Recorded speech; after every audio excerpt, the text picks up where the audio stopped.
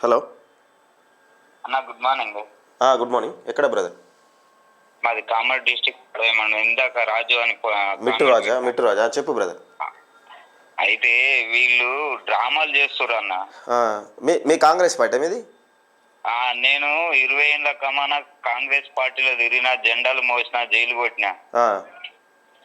ఇప్పుడు మాకు అన్యాయం జరుగుతుంటే కూడా ఈ ఊళ్ళో ఉన్న నాయకులు కూడా, పెద్ద పెద్ద లీడర్లు కూడా మమ్మల్ని పట్టించుకునే నాదురెడ్డి లేడు. ఏదన్నా కష్టం వచ్చినా గానీ ఎవ్వరు చెప్పుకుందామన్నా ఎవ్వరు కూడా పట్టించుకోరన్నా. మరి ఎట్లా అన్నట్టు ఇప్పుడు 20 ఏళ్ళ ఉంది దాదాపు తెలంగాణ వచ్చిన 10 సంవత్సరాల నుంచి ఎన్నో అవమానాలు భరించి నిజంగా కొన్ని ఏది సందర్భాలలో అసలు కాంగ్రెస్ పార్టీ ఎక్కడ ఉన్నదో ఎందుకు మోస్తున్నారో జెండా అంటే ఎన్నో అవమానాలు దిగమింగుకొని ఈ జెండా మోస్తే మరి మీ ప్రతిఫలం ఏంది? ఇప్పుడు అధికారంలోకి వచ్చినాక తర్వాత మీ ప్రతిఫలం ఏంది? అసలు దేనికోసం ఇది? మేము దెబ్బలు తిన్నాము, జెండాలు మోసినాము, పోస్టర్లు అతికేసినాము. ఇలా మదన్ మోహన్ మమ్మల్ని దగ్గర కూడా రాణిస్తలేడన్న. ఏమన్నా ప్రశ్న ఇస్తే ఫోన్ చేసి ఇన్ని లోపల వాడేయరి, ఇన్ని ఆడవాడేయరి, ఈడవాడి. ఎందుకట? రాత్రి దేని గురించి రాత్రి ఎత్తుకపోతాడన్న ప్రశ్న ఇస్తే చాలు. సార్ మాకు ఇలాంటి ప్రాబ్లం వచ్చిందంటే చాలు. ఇక నువ్వు దేని విషయంలో మాట్లాడు చేయడు.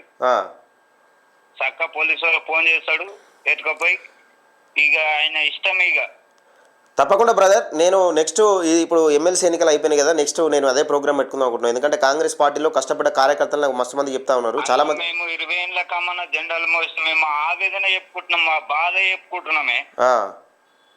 నేను ఒక సామాన్య కార్యకర్తనే. ఓకే. నేను ఒక 50,000 ఖర్చు పెట్టుకున్నా. ఇప్పుడు నాకు ఎవడు ఇయ్యాల? నా పిల్లం పిల్లలు రోడ్డు మీద పడ్డరన్న. ఇప్పుడు నాకు ఎవడు ఇయ్యాల? ఎవరి దగ్గర రానిస్తలేరు. ఇప్పుడు నాకు నా బాధ ఎవరికి చెప్పుకోవాలా? రేవంత్ రెడ్డి ఏమో ప్రజలలో తిరగమని చెప్తాడు.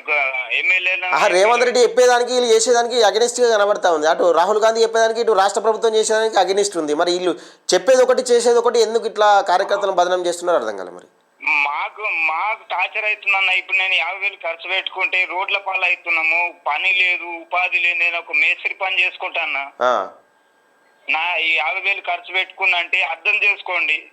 సరే బ్రదర్, తప్పకుండా దీనిపైన పోరాటం చేద్దాం. 100% కాంగ్రెస్ పార్టీ కోసం అహర్నిశలు పనిచేసిన కార్యకర్తల కోసం నేను ప్రతిరోజు ఏదో ఒక అంశం మాట్లాడే ప్రయత్నం చేస్తా. తప్పకుండా మీతో టచ్లో ఉంటా బ్రదర్.